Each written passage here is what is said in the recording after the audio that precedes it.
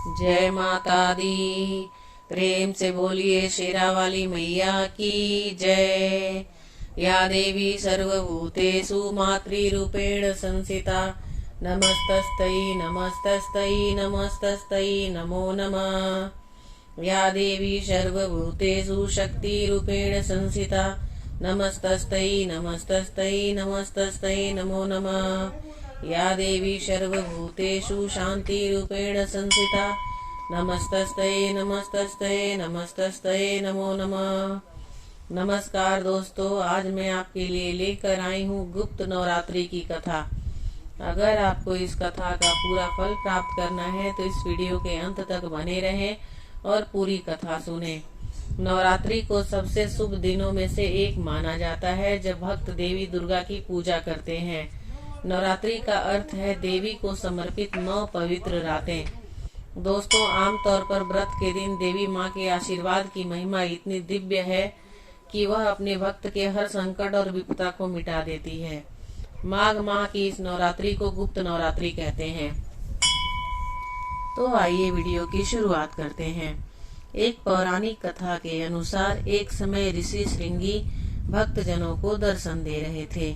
अचानक भीड़ से एक स्त्री निकल कर आई और करबद्ध होकर ऋषि श्रृंगी से बोली कि मेरे पति दुर्व्यसनों से सदा घिरे रहते हैं, जिस कारण मैं कोई पूजा पाठ नहीं कर पाती, धर्म और भक्ति से जुड़े पवित्र कार्यों का संपादन भी नहीं कर पाती, यहाँ तक कि ऋषियों को उनके हिस्से का अन्न भी समर्पित नहीं कर पाती। मेरे पति मांसाहारी हैं, जुआरी हैं, लेकिन मैं माँ दुर्गा की सेवा करना चाहती हूँ। उनकी भक्ति साधना से अपने और परिवार के जीवन को सफल बनाना चाहती हूँ। ऋषि श्रृंगी महिला के भक्ति भाव से बहुत प्रभावित हुए। ऋषि ने उस स्त्री को आदर पूर्वक उपाय बताते हुए कहा कि वास्तविक और शारदीय नवरात्रों से तो आम जनमानस परिचित है, लेकिन इसके अतिरिक्त 2 नवरात्रि और भी होते हैं जिन्हें गुप्त नवरात्रि कहा जाता है। उन्होंने कहा कि प्रकट नवरात्रों में 9 देवियों की उपासना होती है और गुप्त नवरात्रि में 10 महाविद्याओं की साधना की जाती है। इन नवरात्रों की प्रमुख देवी स्वरूप का नाम सर्वैश्वरकरणी देवी है। यदि इन गुप्त नवरात्रि में कोई भी भक्त माता दुर्गा की पूजा साधना करता है तो माँ उसके जीवन को सफल कर देती है।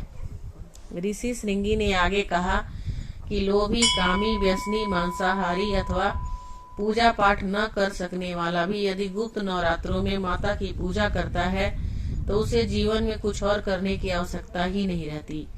उस स्त्री ने ऋषि श्रृंगी के वचनों पर पूर्ण श्रद्धा करते हुए गुप्त नवरात्रि की पूजा की। देवी माँ उस पर प्रसन्न हुई और उस स्त्री के जीवन में परिवर्तन आने लगा। उसके घर में सुख शांति आ गई। पति जो गलत रास्ते पर था सही रास्ते पर आ गया। गुप्त नवरात्रि की माता की आराधना करने से उनका जीवन पुनः सुख संपन्नता से भर गया। दोस्तों, प्रकट नवरात्रि की तरह गुप्त नवरात्रि में भी पूजा और पूजा विधि का महत्व माना गया है। इसमें भी सबसे पहले दिन के समय घट स्थापना की जाती है, लेकिन प्रकट नवरात्रि में पूजा का समय दिन का होता है और गुप्त नवरात्रि में विशेष रूप से रात्रि में पूजा किया जाता है। गुप्त नवरात्रि के 9 दिनों में तांत्रिक शक्तियों को बढ़ावा दिया जाता है। इन नवरात्रि में 9 दिनों पूजा पाठ करने के बाद अष्टमी और नवमी के दिन कन्याओं को भोज करवाया जाता है। बसंत और शारदीय नवरात्रि गृहस्थों और सामान्य जनों के लिए है, परंतु गुप्त नवरात्रि संतों और साधकों के लिए है। यह साधना की नवरात्रि है, उत्सव की नहीं, इसलिए इसमें खास तरह की पूजा और साधना का महत्व है। यह नवरात्रि विशेष कामना हेतु तंत्र मंत्र की सिद्धि के लिए भी होती है। गुप्त नवरात्रि में विशेष पूजा से कई प्रकार के दुखों से मुक्ति पाई जा सकती है। अघोर तांत्रिक लोग गुप्त नवरात्रि में महाविद्याओं को सिद्ध करने के लिए उपासना करते हैं। यह नवरात्रि मोक्ष की कामना से भी होती है। तो दोस्तों, ये माघ महीने की गुप्त नवरात्रि की कथा आपको कैसी लगी मुझे कमेंट करके जरूर बताइएगा।